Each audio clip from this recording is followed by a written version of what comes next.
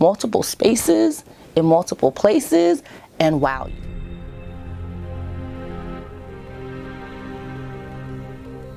Hey YouTube, it's your girl Razia J, and I'm back with another video. If this is your first time landing on my channel and seeing my face, welcome, welcome, welcome. Glad to have you here. And if you have been rocking with Ray, thank you so much for your continual support. It means the world to me. We are grinding, pushing these videos out and working to build this channel. So as you guys can see, the consistency is happening and your girl is really excited. So I am here to record yet another video with you in mind. So if you want to know why I chose to do the non-clinical track of social work, stay tuned. But before you stay tuned, before we get to the next clip, if you have not yet subscribed to my channel, this one right here, the one you're watching right now, hit the pause button and go and subscribe to my channel right now. And if you have rocked with me and you are subscribed, make sure your notification bells are on so you find out every time I upload another video that you, my friend, will be notified. So yes, let's get back to this video. This here is everything, guys. But let's get back to this video because we're not here for hair, we're not here for makeup, we are here for videos on social work. Okay, so if you guys want to know why I chose to go the non-clinical track, I am going to share a little bit of my story, and I am also going to tell you guys the benefits of going a non-clinical track. And I know that might be, debatable out here, but I'm going to share with you guys my story and why I think going a non-clinical track might benefit you. So stay tuned. So yes, guys. I have been thinking about sharing this so many times because people ask me so many times, why are you not a therapist? Why didn't you want to do direct practice? What led you to macro social work? And the long and short end of it all is that I had a class in my MSW program, and I will never forget. So yes, guys, I am back. That was a brief intermission. We're gonna make sure this mic is on. Mic check 1 2 1 2. And if it was on, it's staying in this video. I have to check on my kids. Let me show y'all what time it is, and I'm recording this video for y'all so y'all could just know.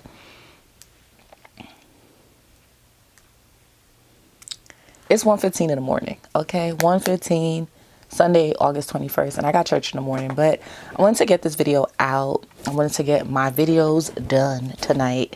So I was talking about why I decided to go the macro track. So when I was in my MSW program, I was in a class, social work practice, and social work practice 1 at that.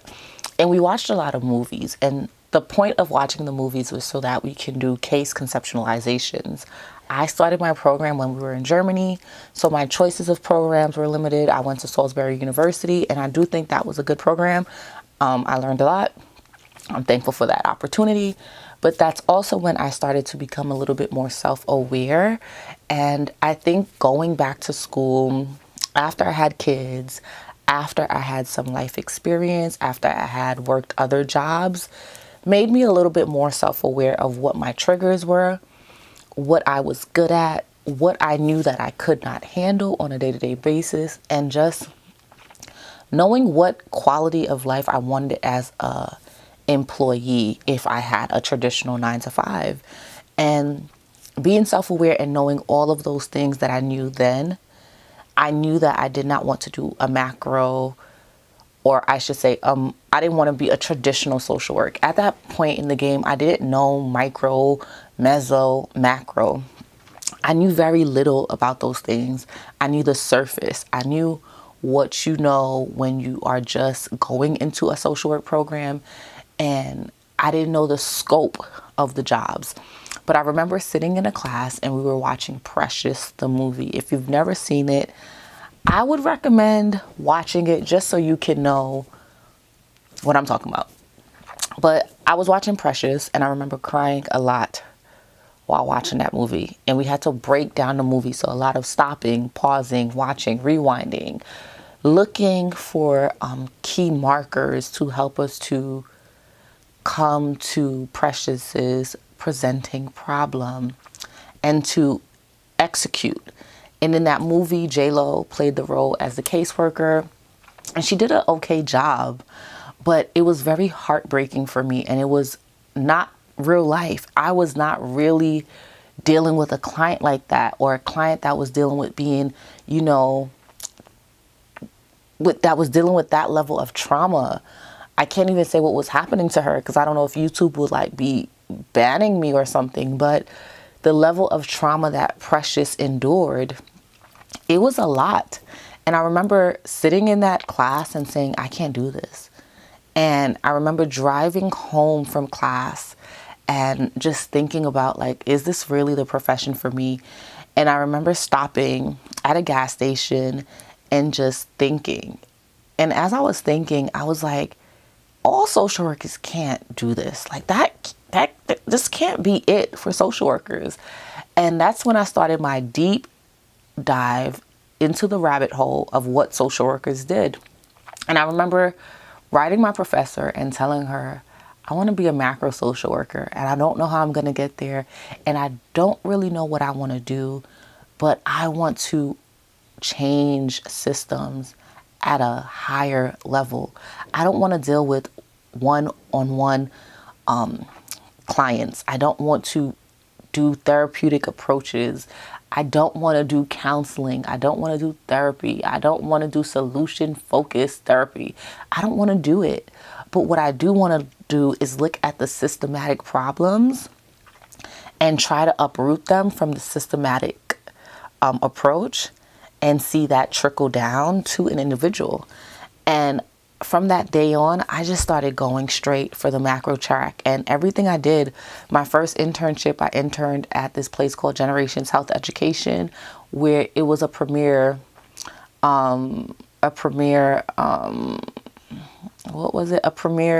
continuing education for people who are caregivers of those with dementia.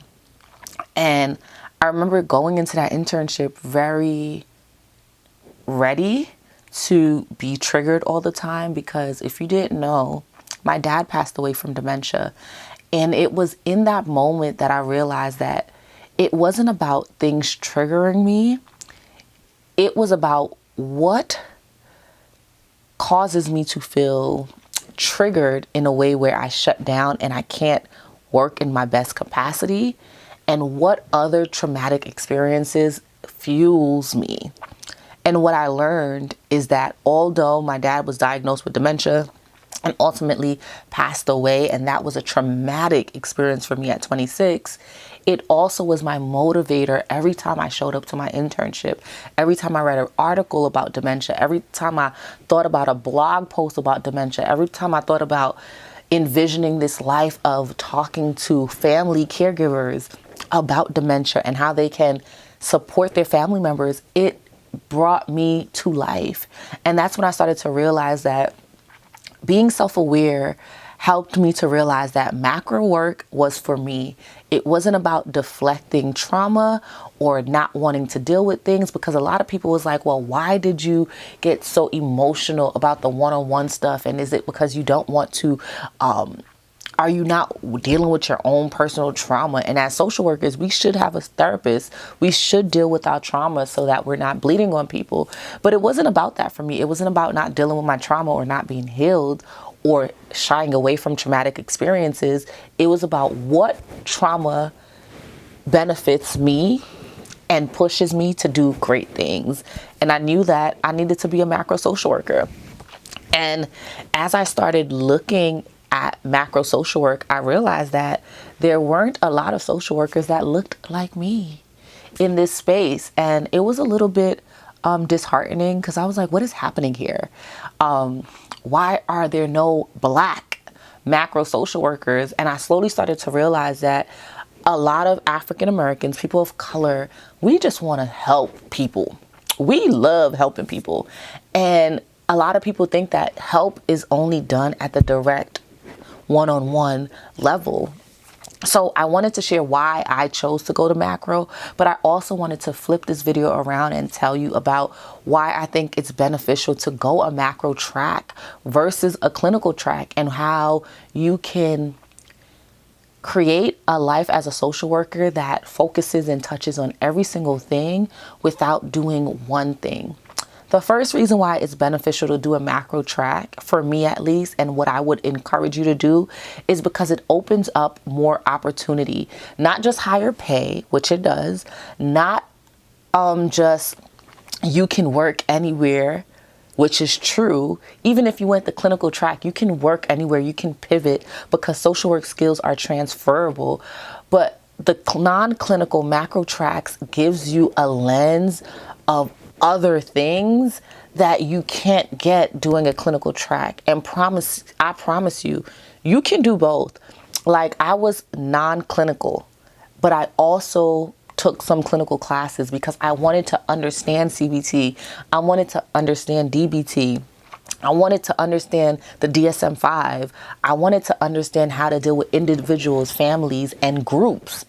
Even though I have no desire to work micro, I knew that I would need to learn some skills, interviewing skills, peopling skills, talking skills, and how to pick up on cues and know that someone needs me, or how to ask the right question to do an assessment.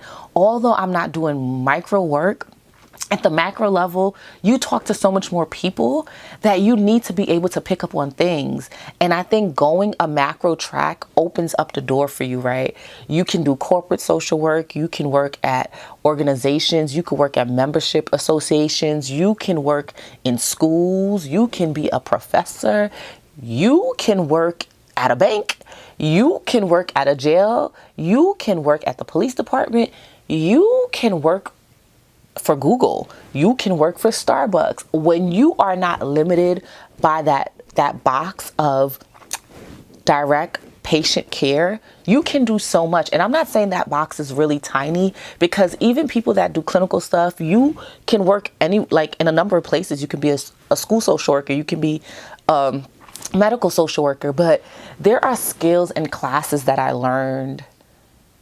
There are skills that I learned and classes that I took in my non-clinical track that I would have never even thought about taking if I went down the clinical road. Like, I took staffing and supervising, which really just taught me how to, one, hire someone, how to fire someone, and how to do a corrective action plan.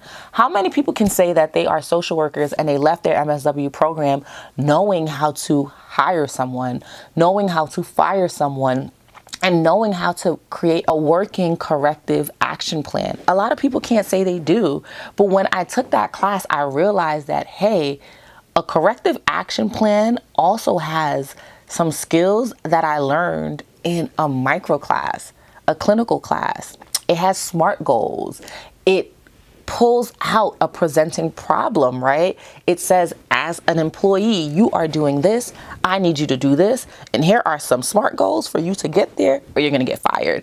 And that's when I started to realize, like, going the clinical track doesn't have to be the end all be all. And going the macro track, you are still going to tap into those clinical skills, like it or not.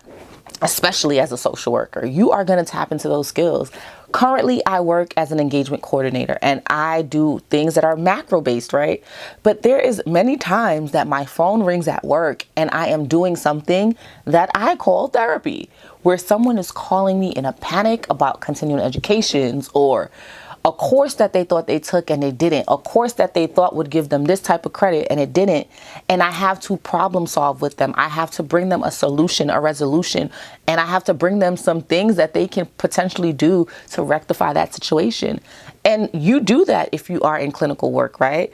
But you wouldn't conceptualize that as something that a social worker at the macro level does, right? Because everyone thinks that we're just doing clerical administrative work and filing papers in a cabinet. No, I believe that if you do a macro track, you become well-rounded. And I'm not saying that I want everybody to come out the gate doing macro social work, right? I do think that there are some people that are gifted, called, and purposed to be therapists and micro social workers and people that are called to work with DCPMP and Child Protective Services and in the schools or in a hospital because they are gifted for that. But I do think that we need to stop playing macro social work as this backdoor of not being a social worker, because I'm very much a social worker, okay? I paid for that. And I always lead in my emails or anything that I say that I am a social worker first before I'm anything else. So I think going through a macro track, it still touches on a lot of the clinical stuff and it gives you more opportunity. Who was to say that I would come out of school with the MSW and I would be working where I'm working? Or who was to say that someone would come out of school with the MSW after they did a macro track and they will be working with the legislators, or they would be working for Google, which are things that we do as macro social workers. We work non-traditional jobs and we leverage our degree. And I always hear people say, when you interact with the social workers, they up the game. So getting a degree in social work is going to up the game. It's going to give you transferable skills that really is going to transcend other degrees, but it's also going to give you an opportunity to show people that I know how to fit into multiple spaces in multiple places and wow you. So guys, my battery is dying. So until next time, remember, you are capable, you are worth it, and you can do hard things.